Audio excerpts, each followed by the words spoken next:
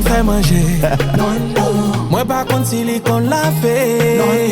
Moi pas kon si li kon caresse. JJ classe.